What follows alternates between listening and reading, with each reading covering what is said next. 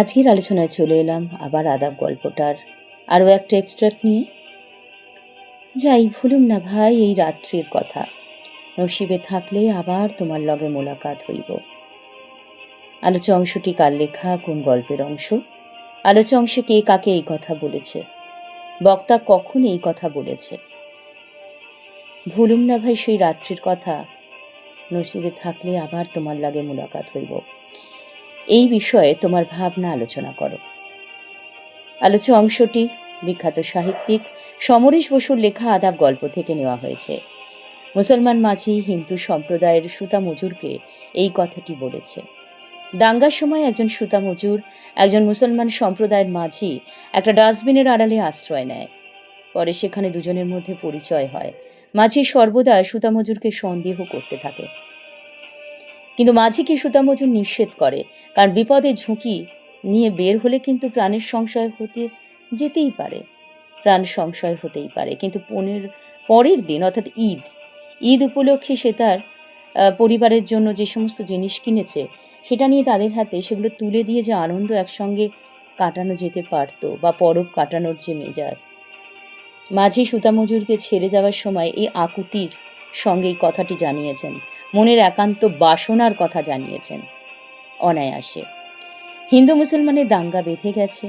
মুসলমান মাঝি সুতা মজুর দাঙ্গার সময় রাতের অন্ধকারে আত্মগোপন করেছিল সে গলির সংযোগস্থলে থাকা একটা ডাস্টবিনের আড়ালে। তারা দুজন ছিল ভিন্ন সম্প্রদায়ের, একে অপরকে বিশ্বাস করা সত্যি সেই সময় উপযুক্ত ছিলই না। সুতা মজুর মাঝিকে এই বিপদের ঝুঁকি নিয়ে রাস্তায় বের হতে বারণ করেছিল, কিন্তু সে একদমই শোনেনি, কারণ সকাল হলেই ঈদের পরব। সেই পরব উপলক্ষে সে তার পরিবারের স্ত্রী, পুত্র, সন্তানের জন্য নতুন জামা, শাড়ি যা যা কেনার কিনেছে। সুতা মজুরকে ছেড়ে যাওয়ার আগে তার এই রাতের কথা বারবার মনে পড়েছে, যেখানে মানবিকতা রয়েছে, মনুষ্যত্ব রয়েছে, একজনকে ছেড়ে একজনের চলে যাওয়া রয়েছে। অর্থাৎ কিছুক্ষণ আগে পর্যন্ত তারা কাউকে চিনত না, যখন চিনেছে, জেনেছে, মনের কথা একে অপরকে আবেদন করেছে, তাদের দুজনের মধ্যে যেন পরম একটা গভীর স্নেহ তৈরি হয়ে গেছে। আর এই স্নেহটা তাদের অনেক কাছাকাছি নিয়ে এসেছে, এত বেশি কাছাকাছি যে অনায়াসে তারা একে অপরকে নিজের পরিবারের কথাও বলতে পেরেছে। তাই সেই রাত, তার কথা ভোলা সম্ভব নয়। তার জীবনে স্মরণীয় হয়ে থাকবে এই অংশটা আমরা দেখতেই পাচ্ছি। এবং আমরা এটাও লক্ষ্য করছি যে ভাগ্যের জোর বা পরমায়ু থাকলে আবার তাদের মধ্যে দেখা হতেও পারে। আর এই দেখা হওয়াটা তাদের কাছে পরম যেন কাম্য।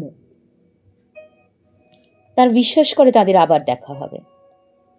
একে অপরকে আদাব, এটির মধ্যে দিয়ে বিদায় জানিয়ে সেই স্থান ত্যাগ করে চলে যায়, কিন্তু চলে গেলেও তাদের স্মৃতিতে, তাদের অন্তরে থেকে যায় তাদের দুজনের সেই সম্পর্ক। প্রথমে যে জটিল সম্পর্ক ছিল সেটা কেমন অনায়াসে সরল হয়ে গিয়েছিল। আজকের আলোচনায় আমি রেখেছিলাম এই অংশটার বিশ্লেষণ।